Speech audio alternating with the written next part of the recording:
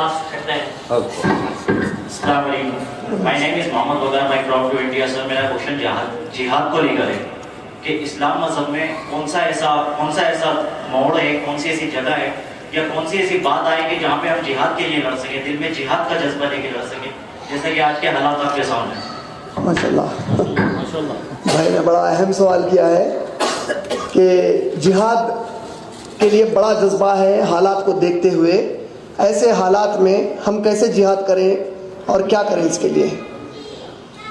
اچھا آپ سے ایک چھوٹا سوال کر سکتا ہوں میں, اگر آپ اجازت دیں تو. آپ شیخ مائک دیجئے بھائی کو. نہیں میں چلیے, آپ بیٹھیے آرام سے بیٹھیے. اسلام کے لیے سب سے, یہ صرف سوال ان کے لیے ہے تو باقی کے لوگ جواب نہیں دینا اس میں. ہاں, اسلام میں جو سب سے پہلے صحابی یا صحابیہ ہیں وہ کون ہیں جس کو اللہ کے نبی صلی اللہ علیہ وسلم نے کہا کہ میری امت کے یہ شہید ہے پہلے, سب سے پہلے؟ جی یہ ہے بی بی سمیہ رضی اللہ تعالیٰ عنہ. بی بی سمیہ کو اللہ کے نبی صلی اللہ علیہ وسلم نے فرمایا یہ میری امت کی سب سے پہلی شہید ہے. جب بی بی سمیہ کو شہید کیا گیا, یہ مکے کا دور تھا اور جہاد میں ابھی اللہ کے نبی صلی اللہ علیہ وسلم کو قتال کا حکم نہیں ہوا تھا, لڑنے کا حکم نہیں ہوا تھا. تو اس سے کیا پتا چلا؟ سب سے پہلی بات آپ اپنے دل کے لیے تسلی لیجئے کہ اگر آپ اللہ کے دین کی دعوت کا کام کرتے ہیں اور اس کے لیے بھی آپ کو مارا جائے, اللہ کی نظر میں آپ شہید ہیں انشاءاللہ. پہلی چیز. دوسری چیز, اپنے ذہن سے آپ فوری یہ بات نکال دیجئے کہ جہاد کا معنی صرف لڑائی اور جھگڑا ہے. قرآن میں جہاد کا یہ معنی, قرآن میں جہاد کی جو آیتیں آئی ہیں وہ سورہ بقرہ سورہ نمبر 2 آیت نمبر 190 192 سے لے کے 194, سورہ بقرہ سورہ نمبر 2 آیت نمبر 244, سورہ نساء سورہ نمبر 4 آیت نمبر 76 سے لے کر آیت نمبر 88, سورہ نساء سورہ نمبر 4 آیت نمبر 89 سے لے کر آیت نمبر 100, سورہ مائدہ سورہ نمبر 5 آیت نمبر 35, سورہ انفال سورہ نمبر 8 آیت نمبر 2 سے لے کر آیت نمبر 22, سورہ انفال سورہ نمبر 8 آیت نمبر 60 سے لے کر 62, سورہ توبہ سورہ نمبر 9 آیت نمبر 1 سے 22, سورہ توبہ سورہ نمبر 9 آیت نمبر 41, سورہ توبہ سورہ نمبر 9 آیت نمبر 81 سے 100, سورہ توبہ سورہ نمبر 9 آیت نمبر 111, سورہ حجرات سورہ نمبر 49 آیت نمبر 15, سورہ تغابن سورہ نمبر 64 آیت نمبر 12, ان پورے سورہ صف سورہ نمبر 61 آیت نمبر 9 سے 11, یہ پورے مقامات پر جہاد کا حکم آیا ہے. اللہ نے جہاد کو دو طریقے سے قرآن میں بیان کیا ہے. جب آپ سورہ فرقان سورہ نمبر 25 کی آیت نمبر 62 پڑھتے ہیں تو اللہ نے کہا کہ ان سے جہادن کبیرہ کرو, اور اس کے اوپر محمد صلی اللہ علیہ وسلم کی حدیث صحیح بخاری میں ہے کہ جہادن کبیرہ سے مراد, ابن عباس رضی اللہ تعالیٰ عنہ روایت کرتے ہیں, اس سے مراد ہے کہ قرآن سے جہاد کرو. تو اللہ نے جنگ والی کیفیت کو قتال کہہ کر بھی پکارا ہے. جہاد اور قتال یہ دو چیزیں الگ الگ ہیں اسلام کے اندر. جہاں پر آپ رہتے ہیں اگر وہاں پہ قتال کا موقع نہیں ہے تو دعوت کا کام جہاد ہے وہ کریے.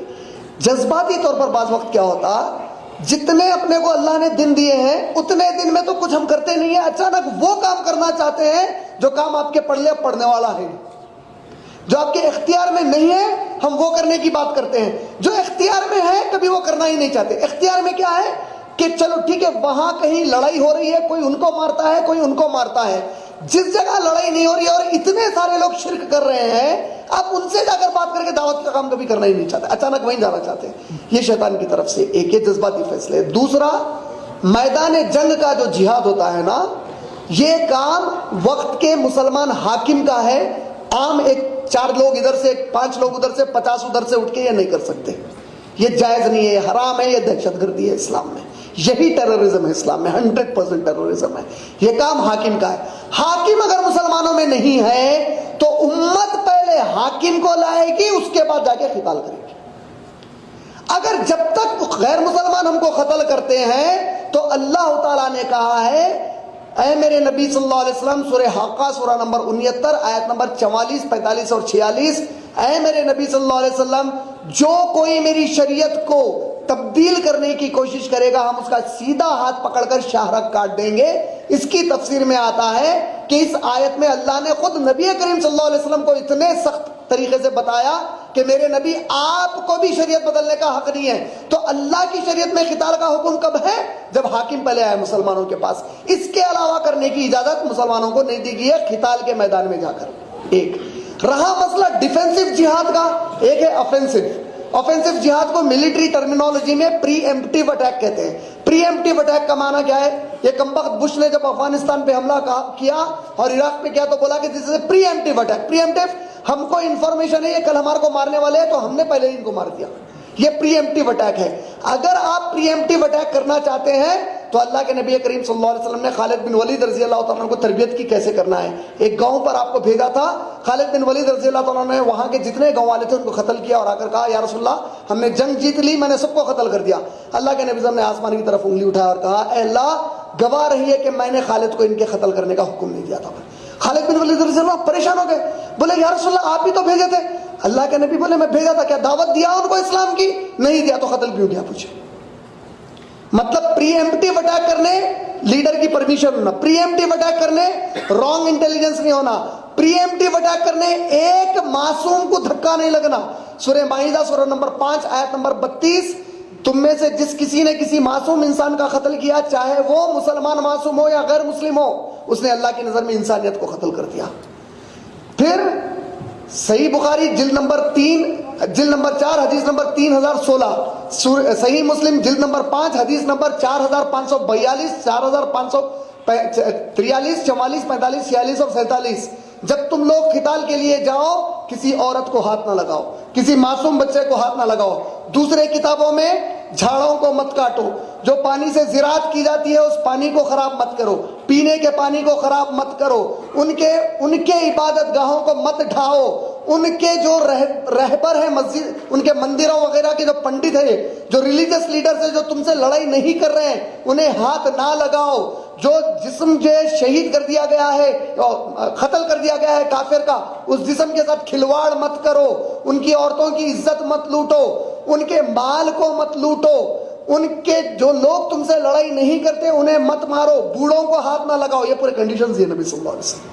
پھر سورہ توبہ سورہ نمبر 9 آیت نمبر 6, اگر میدان جہاد قائم ہو جائے, یہ سوال میں نے فورٹ ناکس میں جب امریکن آرمی کو ٹاک دے رہا تھا, امریکن آرمی کے لیے اللہ کے فضل سے ٹاک ہوا, امریکن آرمی والے فورٹ ناکس سے اس وقت ابھی اسامہ بن لادن کو قتل نہیں کیے تھے لوگ, اسامہ بن لادن ابھی بچے ہوئے تھے. تو میں امریکن آرمی کو ٹاک میں پوچھا کہ اب آپ لوگ امریکہ سے جا رہے ہیں افغانستان کو لڑنے کے لیے, مان لیجیے آپ کے سامنے اسامہ بن لادن نے آپ کے پورے دوستوں کو مار دیا, آپ اکیلے بچے ہوئے رہے, اور اچانک اسامہ بن لادن نے کہا مجھے امن چاہیے, آپ کیا کریں گے؟ انہوں نے کہا گولیاں مار کے بھن دیں گے, چھنی کر دیں گے اس کی جسم کو. میں نے کہا اب آپ کو دوسرا سچویشن اسلام سے بتاتا ہوں, آپ کے دماغ میں جو اسلام دہشت گردی ہے وہ سننے کو آئیے. بولا, میں اس کو بولا اللہ کہتے ہیں کہ اگر سچویشن دوسرا ہے, تو میدان جنگ میں ہے, تیرے سامنے اس نے تیری ماں کی عزت لوٹی, بہن کی لوٹی, بیٹی کی لوٹی, قتل کیا, بھائی کو مارا, باپ کو مارا, ماموں کو مارا, چچا کو مارا, ان سب کو قتل کر دیا, اچانک تجھے مارنے والا تھا, گولیاں ختم ہو گئے, اب تو پوائنٹ بتاتے, بولا مجھے امن چاہیے. سورہ توبہ سورہ نمبر 9 آیت نمبر 6 اللہ کہتے ہیں اسے حفاظت سے امن کی جگہ لے جاؤ, میری کتاب کھول کر سناؤ, ہو سکتا ہے اب ایمان لائے گا. کیوں؟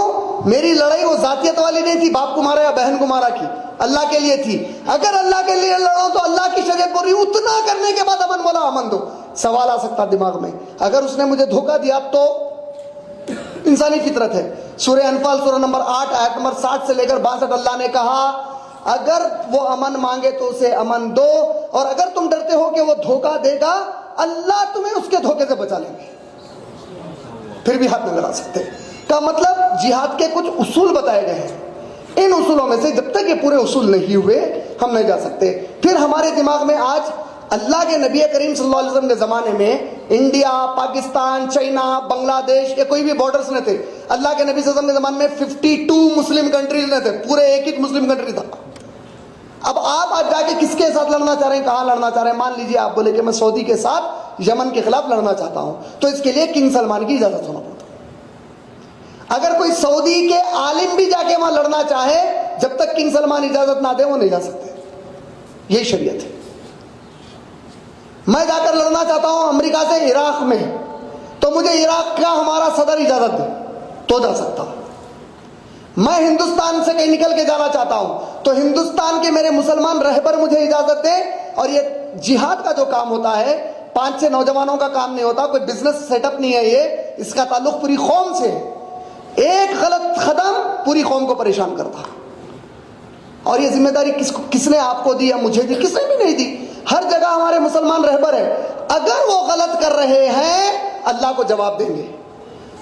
اگر وہ غلط کر رہے ہیں تو تم دوسری غلطی کر نہیں سکتے. ابن عباس رضی اللہ تعالیٰ صحیح بخاری کے اندر جلد نمبر 7 کتاب النکاح میں کہتے ہیں اللہ نے ایک اصول شریعت میں بنایا ہے کہ اگر کوئی غلطی کرتا ہے تو تم دوسری غلطی سے اس کی غلطی کو صحیح نہیں کر سکتے. اگر وہ غلط کر رہا ہے وہ غلط کر رہا ہے، اور اگر وہ غلطی کی وجہ سے تمہیں شہید کر دیا جائے، تمہارے خاندان کو بھی شہید کر دیا جائے، یہ پوری قوم کو کاٹ کے پھینک دیا جائے، تو اللہ نے کہا پوری قوم کٹے مگر میری شریعت پہ کمپرومائز نہیں ہو سکتا. تو کیا کرنا چاہیے؟ اپنے علماء اور حاکموں سے جڑے رہنا چاہیے. ابن تیمیہ رحمۃ اللہ علیہ نے ایک کتاب لکھی السیاسہ والشریعہ، اس میں ان سے پوچھا گیا کہ خوارج جو لوگ ہوتے ہیں، خوارج کون تھے؟ علی رضی اللہ تعالیٰ عنہ کو امیر الکافرین بولے، نعوذ باللہ، بولے کہ آپ کافروں کے امیر ہیں، استغفر اللہ. 12,000 الگ ہو گئے تھے. ابن عباس رضی اللہ عنہ کی نصیحت پر اللہ کی توفیق سے 10,000 واپس آ گئے، 2,000 ٹنگے ہوئے رہے. علی رضی اللہ عنہ بولے ان کو قتل کر کے پھینکو. بولے جب 2,000 کو قتل کر رہے تھے، ابو آمینہ بلال فلپس نے پورے ریفرنسز دیے، ان کی ایک بک ہے دا ڈیولز ڈیسپشن، اس میں انہوں نے واقعہ پورا نقل کیا ہے. جب ان کے سردار کو قتل کر رہے تھے، جیسے ہی اس کو پکڑ کے لائے، علی رضی اللہ عنہ بولے اس کا ایک ہاتھ ادھر سے نکالو، ایک پاؤں دوسری طرف سے کاٹو. انہوں ظالم نہیں تھے کیونکہ قرآن کا حکم ہے. وہ اللہ نے سورہ مائدہ سورہ نمبر 5 کی آیت نمبر 33 میں کہا کہ جو لوگ اللہ کے خلاف اور نبی کے خلاف نافرمانی اس زمین پر کرتے ہیں، بغاوت نہیں نافرمانی کرتے ہیں، تو آپ انہیں قتل کیجئے، جگہ سے نکال کر بڑھا دیجئے، یا ان کا ایک ہاتھ ایک طرف کا، پاؤں دوسری طرف کا کاٹ کر پھینک دیجئے، یا صلیب پر کراس پر چڑھا دیجئے. تو وقت کے حاکم کو، سعودی حاکم کو اس بات کی اجازت ہے کہ ہم میں سے کوئی ایک بچی کو اگر روڈ کی چھیڑا تو سعودی حاکم اس میں کی کوئی بھی شریعت کے حساب سے ہم کو سزا دے سکتا ہے. چھیڑنے پر قتل بھی کر سکتا ہے، وہ اللہ کے دائرے میں. وہ 5 سورہ مائدہ سورہ نمبر 5 آیت نمبر 33 کے دائرے میں. تو جب علی رضی اللہ تعالیٰ عنہ کے پاس خوارج آیا تو علی رضی اللہ تعالیٰ عنہ نے کہا اس کا ایک ہاتھ ایک پاؤں کاٹو. ہاتھ اور پاؤں کاٹ رہے، قرآن کی تلاوت شروع کر دیا، قرآن پڑھ رہا قرات سے. علی رضی اللہ تعالیٰ نے کہا دوسرا ہاتھ دوسرا پاؤں کاٹو اس کا، اور زور سے قرات شروع کر دیا. علی رضی اللہ تعالیٰ نے اس کی آنکھیں پھوڑو، اور قرات شروع کر دیا. علی رضی اللہ عنہ بولے زبان کاٹو، چیخا مار کے رونا شروع کرا. علی رضی اللہ عنہ بولے ٹھہرو ذرا ایک منٹ، اس کو پوچھو کیا کر رہا ہے. تو بولے میں قرآن اللہ کی کتاب پڑھ رہا تھا. علی کیسے ظالم ہے تم، اب میری زبان کاٹ دے رہے ہیں. علی رضی اللہ عنہ اس کا گلا کاٹ کے پھینکو. اب اگر علی رضی اللہ تعالیٰ عنہ کے جگہ کوئی دوسرا رہتا تو کائنات کا سب سے بڑا ولی اللہ اور پیرانے پیر انہیں رہتا.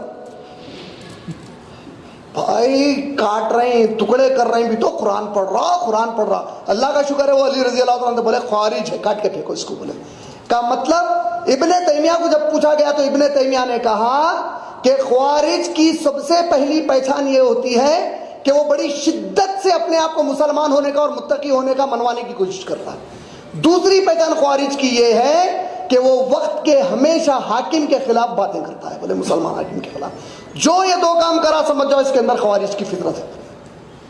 حجاج بن یوسف صحابہ کا قتل کر رہے ہیں، مارتے چلے آ رہے ہیں صحابہ کو.